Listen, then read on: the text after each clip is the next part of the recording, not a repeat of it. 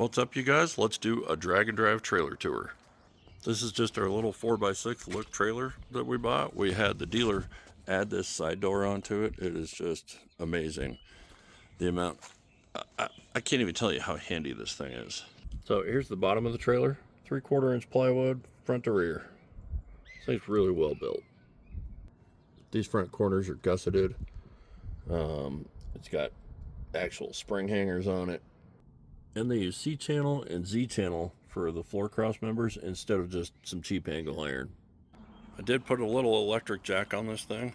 This is only a 4x6 trailer, so it's not like it's heavy. But that light on the front sure makes things nice when we're loading up at midnight from the track. Daryl is strapped to the front. He started going on drag and drives with us, and I'm not sure what happened, but his skin fell off. This does have a Renogy 100 amp hour battery sitting on the front, and it is charged by the truck while we're driving down the road. We had the dealer do a couple of things to this. One of them is add that side door, which has been super handy, and the other was put nicer wheels on it. And I did put a 12-ply tire on it, not because we haul a lot of weight, but because they're super thick and it's much harder to get it flat. This folding workbench is from Jags, and I just bolted it on the outside, and that has been a game changer for us. I did have the dealer put lights on this thing. There's an outside light and an inside light, and they're both on the same switch. Inside of the door is kind of the same as you would find on your big trailer. This actual tool tray setup is for a motorcycle trailer, and it happened to be the perfect size for this thing. There's a Harbor Freight side box in here that we use for our toolbox, and a California Air Tools compressor. That Renogy battery up front powers our 2500 watt inverter. So we've got some Harbor Freight stuff hanging on the wall. If we lose a tool or something, there's a Harbor Freight everywhere, easy to warranty on the road. Got our awning and our chairs sitting there, jack holder. We did put a piece of E-track in here just so we can get all that stuff strapped up and it doesn't fall out of the holder. We've got some spare gaskets, a spare fan because you never know, things happen. Transmission fluid, some chemicals sitting up there. Right in here is where the scooters go. The trailer tire we moved to the roof, and we have a spare front runner sitting up there because you can't find one while you're on the road. So in the back, we've got the generator. Our slicks normally sit down here on drive days. We can set 4 cans of fuel up there, jack stands, torque wrench, battery charger, air hose.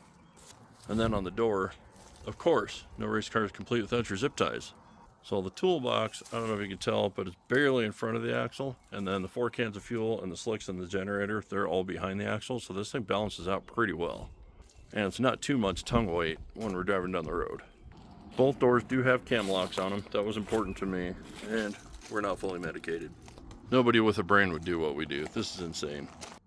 So we do have some Craftsman VersaStack stuff in here. I've got one more of the big totes that's not in here right now. It's actually in the big trailer. But we keep a spare alternator and starter and some wiring stuff.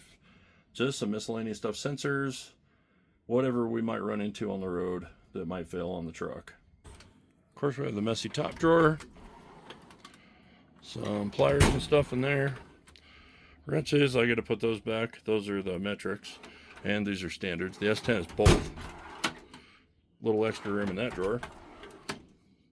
Miscellaneous stuff in there. Some ratchets, extensions. Oh, and a punch set, because you never know. Sockets, obviously. On the bottom drawer, some spare transmission stuff and a couple air tools. Just some miscellaneous stuff in there. We have spare filters so we can fill up our oil and transmission. And we keep a whole rack of air spray in here because brake cleaner is life. So we generally bring 20 gallons of E98 with us, which is what we race on. And then we fill the fuel cell in the truck up. So we got 25 gallons total.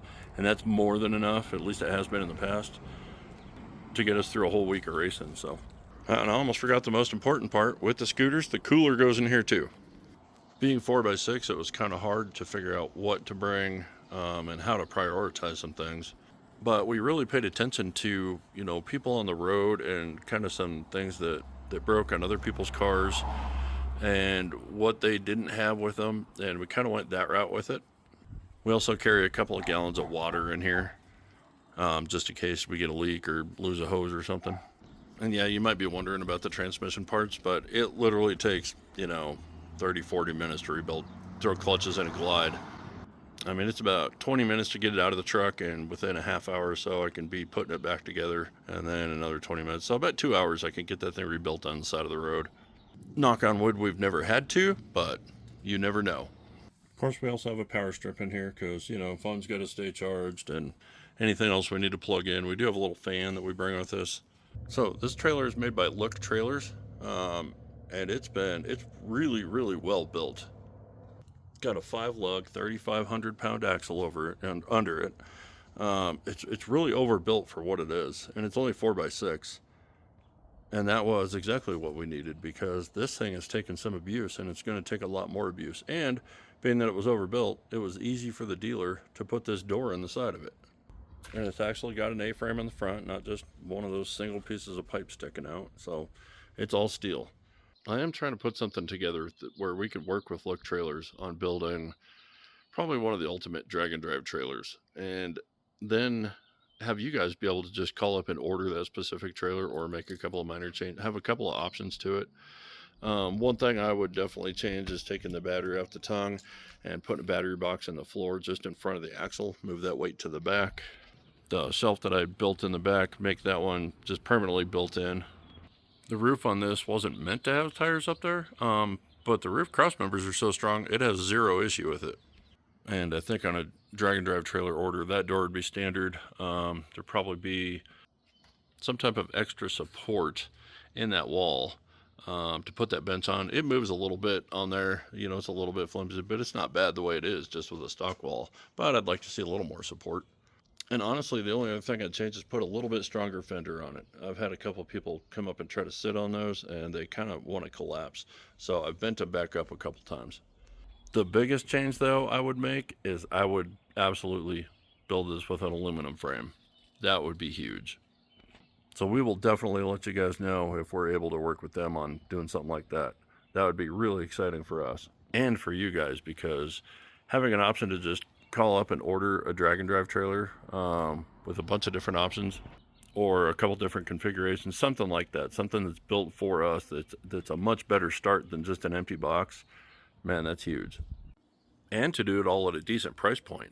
And there's some other things we could do too. You know, it doesn't have to be a V-nose. It could totally be a square nose, and then there'd be a little bit of room up in front of the door here. And by doing that, you could actually put another little door right there, and you could have your toolbox sitting on the inside, so you could open that door and just open your toolbox drawers. I think the other thing I'd like to do is put some kind of mounts on the side, on this side, just to put the scooters and get them out of the inside of the trailer. They do take up a ton of room in there. And again, when they're in there, if they sit in front of the axle, if we could get them hanging just above the axle, that's perfect. And I almost forgot, adding 18 inches to the tongue. If we could extend that 18 inches out with either a straight bar or just move that V out 18 more inches, 18, 20 inches, then you're going to clear your wing, you're going to clear your parachute mount. Right now we have to run an extension with the S10, just one of the Harbor Freight hitch extension out of the truck, and it's really hard on the truck itself. If the trailer tongue was extended, we wouldn't have that issue, and that would control tongue weight so much better. So there's all kinds of things we can do. If you have any ideas, guys, put them in the comments. Anything you would add to a drag and drive trailer, let me know. Anyway, you guys, we are 3 weeks from Rocky Mountain Race Week. We're starting and ending in Great Bend, Kansas this year. Thank you so much for watching. Like and subscribe. We'll talk to you soon.